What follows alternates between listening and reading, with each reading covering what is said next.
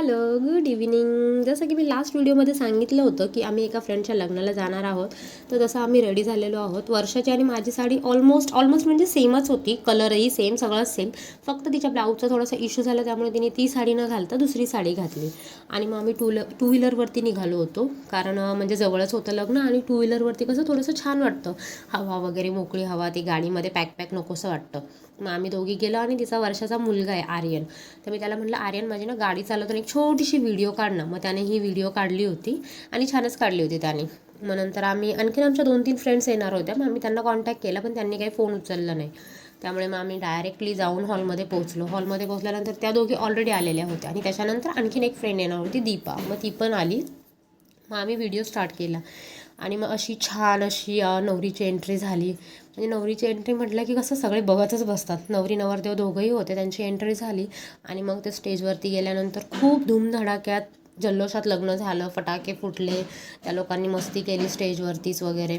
आणि मग लग्न झाल्यानंतर मग आम्ही सगळ्यात महत्त्वाचं काय, रुखवत. मग रुखवतामध्ये काय काय हे बघण्याची एक्साइटमेंट सगळ्यांनाच असते. मग आम्ही रुखवत बघायला गेलो. तर रुखवतामध्ये बरंच काही होतं. साड्या, बेड, वॉशिंग मशीन, फ्रीज, जे काय आणखीन तिला लागतं. म्हणजे ते मोस्टली तर ते बैलगाडी असते, त्याच्यामध्ये पोतं ठेवतात ते छोटे छोटे धान्याचे, ते बघायला खूप छान वाटतं, छोटं. आणखीन बरंचसं काही होतं. मी तर सगळं तर ॲक्च्युली कॅप्चर नाही करू शकले, पण जेवढं मला जमलं तेवढं मी कॅप्चर केलं. त्यानंतर वेळ होती जेवणाची. आणि मग जेवायला गेल्यानंतर जेवणाला एवढी लाईन होती. आणि जेवणामध्ये होतं गुलाबजाम, पुरी भाजी, काय बोलतात त्याला, डाळ भात, आणि एवढं होतं. आणि तवा भाजी होती आय थिंक. आणि मग नंतर जेवलं वगैरे. आणि ना जेवल्यानंतर ना थोडंसं चहा पियायची इच्छा होती. मग आमची एक फ्रेंड तिथेच राहते, नीता म्हणून, कार्यालयाच्या जवळच होती ॲक्च्युली, ती 5 मिनिटाच्या डिस्टन्सवरती.